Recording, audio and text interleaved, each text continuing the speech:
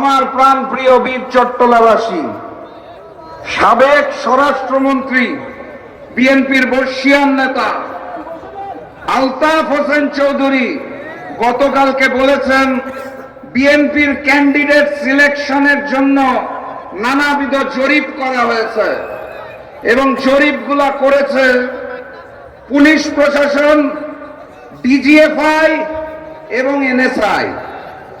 অর্থাৎ বিএনপি নেতা বলতে চায় তাদের প্রার্থীদের জরিপ প্রশাসনের লোকজন করেছে, তাও সর্বোচ্চ 3টি প্রশাসনিক কাঠামো বাংলাদেশে। এর পরপর আমি দেখলাম আমিরে জামাতের সোশ্যাল মিডিয়া অ্যাকাউন্টটি অ্যাক্সেস নেওয়া হলো, সেখান থেকে অত্যন্ত আজে বাজে পোস্ট করা হলো এবং অ্যাক্সেসটা নেওয়া হলো সরকারি প্রতিষ্ঠান থেকে মেইল আসার মাধ্যমে।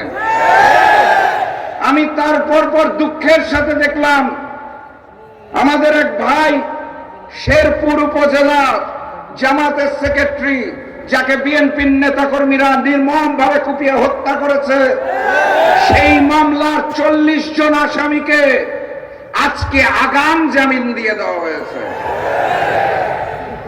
ভারতের সামনে মাথা নত করে দস্তখত দিয়ে লন্ডন থেকে এক মুফতি এসেছে, জানেন নাকি আপনারা? এসে বলেছে আই হ্যাভ আ প্ল্যান। সেই প্ল্যান কি আর ব্যাখ্যা করতে পারে না?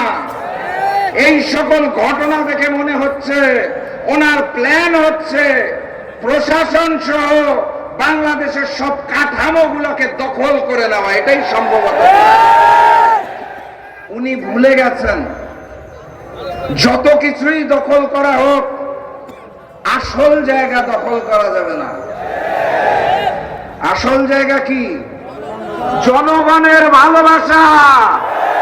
জনগণ জানিয়ে দিয়েছে আগামী 12 তারিখ লন্ডনের মুফতি নতুন জালেম বিএনপিকে লাল কার্ড দেখানো হবে।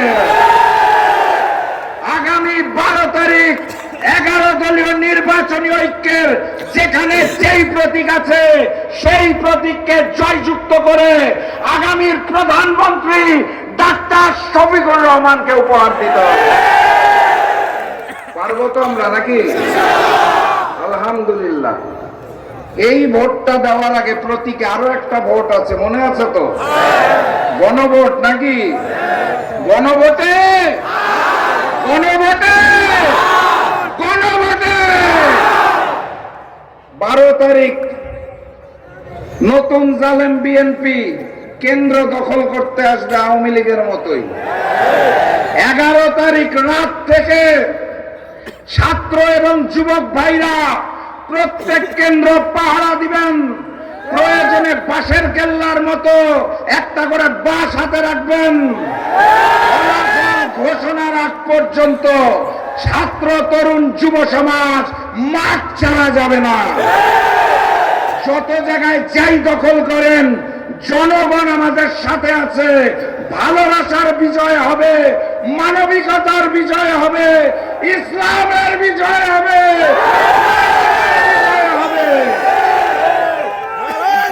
13 তারিখ সকালে যে নতুন সূর্য উঠবে, সেই সূর্য ডাক্তার শফিকুর রহমান প্রধানমন্ত্রী হিসাবে দায়িত্ব নেওয়ার পর সূর্য উঠবে ইনশাআল্লাহ। দেখা হবে বিজয়ে। আবারও আসবো, আবারও কথা হবে। বিজয় মিছিল একসাথে করবো ইনশাআল্লাহ।